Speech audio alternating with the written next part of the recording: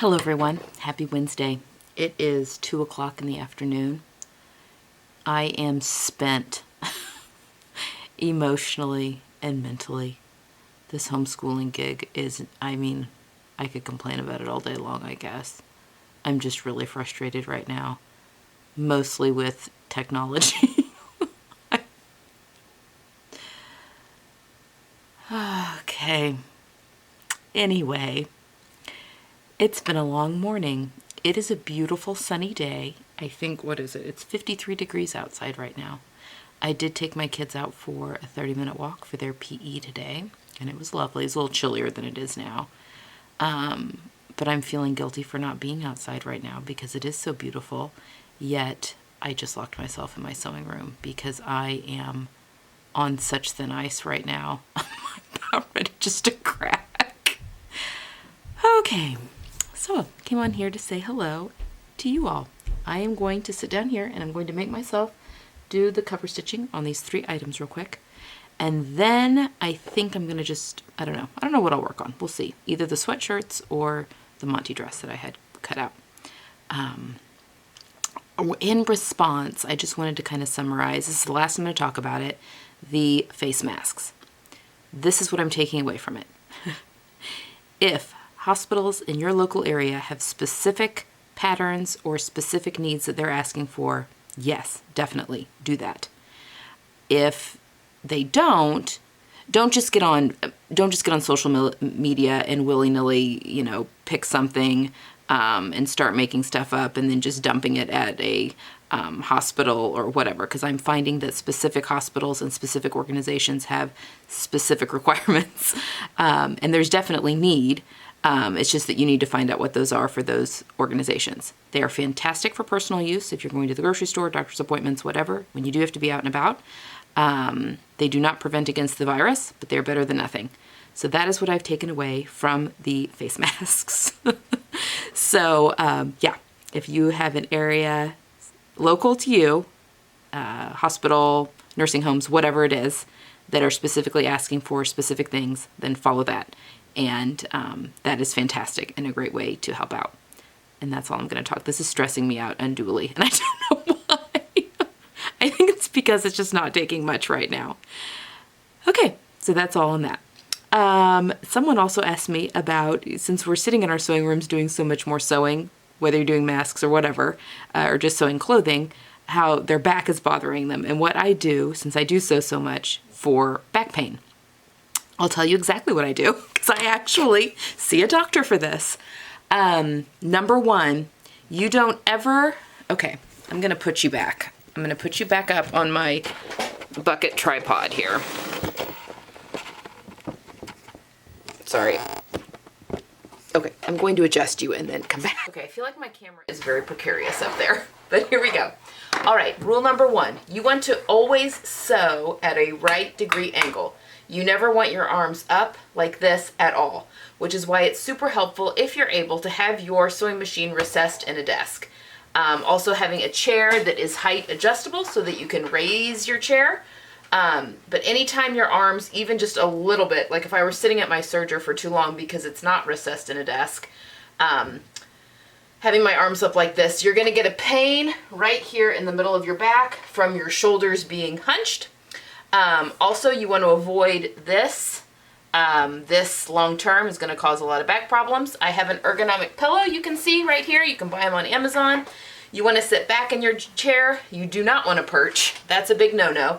And you want to sit with your boobs out, basically sewing like this. I know we do have a tendency, sometimes you do have to get down close to look. Just try to minimize that as much as possible. And for the most part, sitting up, shoulders back, sewing at a right degree angle. That is going to help all those back problems. So someone was asking me about that, and that was my answer. Someone also asked about if I have issues with my hardwood. These aren't actually hardwood floors, they're laminate floors. But what I do about, look at that, what I do about my foot pedal sliding around. My feet pedal do slide around. Now my foot pedal in my main machine, and this one is built into the table, so it's stable. I mean, it doesn't go anywhere because it's built into the table. But with my serger, it does move around.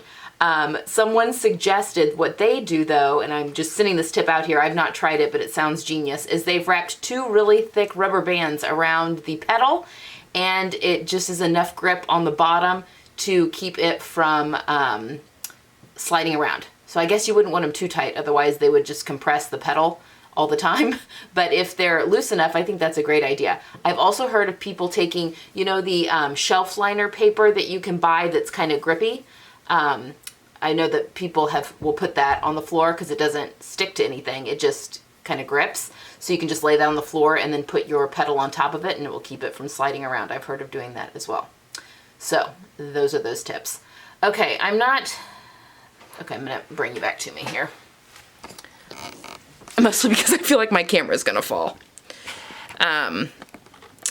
Okay, so I'm also curious to know, before I get started here, how much of the time lapsing are you guys enjoying? I think it's kind of relaxing. I kind of like Sean from Kittenish Behavior does it a lot, or has been recently, and I just find it kind of relaxing when I'm just kind of watching and listening to the music. But someone did comment that it was very boring, and what was the point if I wasn't going to give any tips? I'm happy to give tips, and I'm doing the little impromptu sew-alongs like I did, not yesterday, but the day before. I'm fine doing that. They take a lot more time because of the editing. Mostly. It doesn't really take that much time for me to talk as I'm sewing, just the editing is a bear, which is fine occasionally, but I'm not going to do it every time. But if you guys don't want to watch the time lapse, that's fine. I can just come back on here and show you what I've made and talk with you like this. So yeah, just let me know what you all think about that moving forward, since this is kind of an impromptu series anyway. But next week when we are doing the t-shirts, I'll probably be doing a lot more of like sew-along type things, kind of like I did with the Melrose top Monday. Just because, why not? It will be more editing, but we can buckle down. Unless I've already been driven insane by homeschooling. If that's happened, then I may just be a babbling puddle of mush that could barely string 2 words together. So there's that. Okay, so let me know what you think about that. I am going to do this mending right now. I'm not going to make you watch me do that. But I'll probably bring you back on today when I start sewing. So, I'm making myself do this mending. I'm making myself do the mending. It will take no time at all. And then I can get started on the fun stuff. So, I'll meet you back here. All right, I have finished the sweatshirts. I have gotten my mending done on the cover stitch. I have serged my linen fabrics so they're ready to be washed, and I have finished the 2 sweatshirts, and they turned out really cute. She tried this one on because I had to do a shorter sleeve on these because I just didn't have enough fabric. So it's like this one's like a 3/4 length sleeve. So she's already tried it on, and they're adorable. They look really cute. Now I did this pattern. I don't have drawstrings for this yet. I'm gonna actually order shoelaces off Amazon and use those for the drawstring. So I just need to go do that. So she can't wear them until we've got drawstrings, but I did raise this 2 inches so that it wasn't indecent because it's a pretty low neckline. She'll probably be wearing a tank top underneath them most of the time, but just in case, I went ahead and raised those 2 inches, and that was a pretty easy thing to do. So instead of 5 eyelets, we just have 4. I had gold eyelets in my stash, so she got gold eyelets. Yeah, I got the hood. Again, this one's got the shorter sleeves. The ribbing worked really well. I just think it is so incredibly cute. Oh, and 1 package of ribbing was enough for the band on this shirt, these both cuffs, and then I had about 3.5 inches extra. That's it. So if I were making one for myself, which I won't because I don't really like cropped things on me, but it would be it would be a really tight fit to have enough, probably. Although I don't know. It may be just about right, actually. It'd probably be just about right. Anyway, the stuff that I got for myself, the ribbing that I got for myself is actually just only going to be for the cuffs on a shirt, so I'll have extra of that to use for something else. But that is what I have finished today. I am feeling a little bit better because I was able to just sit in my sewing room, and she is over the moon that I have these finished, so I'm going to go order some shoestrings for her drawstrings now. All right, everyone. So I am going to call it a day. I think this is going to be kind of a short one, and I apologize. Although I'm doing this daily, so sometimes we have short ones, just kind of depending on what I have time sewing-wise to do. Because I'm assuming that's why you're here, to see the sewing stuff. Although I'm talking a lot in this one. I didn't even do any time lapses. But like I said, I did get my cover stitch pile done, so that's all finished. So that's exciting that that's all put away in drawers, and that's not hanging over my head anymore. And then I did get all my new linen serged. I always serge my fabric before I put it into the washing machine. Woven fabric, not knit.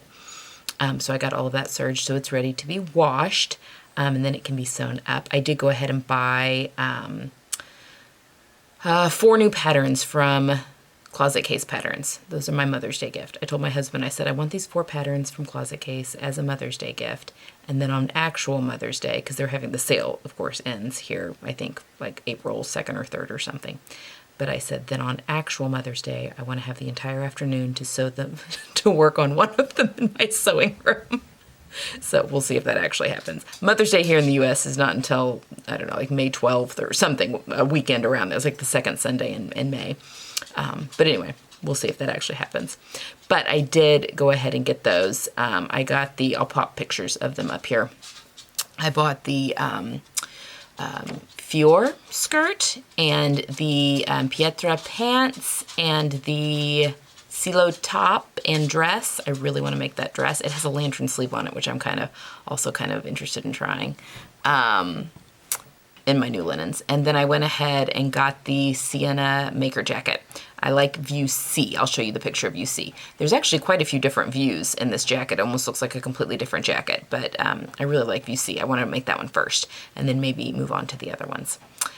So anyway, I was also pleased to know that when I bought them, that the Silo top, I can't remember about the Sienna jacket, but the Silo top has cup sizes.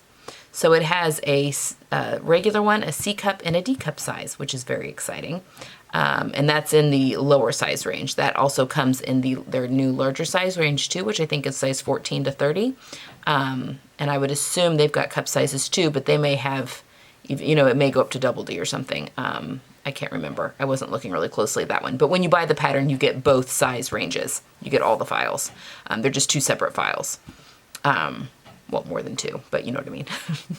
So anyway, I really can't wait to cut into those. But first things first, I'm going to do my Monty dress by Stylarg.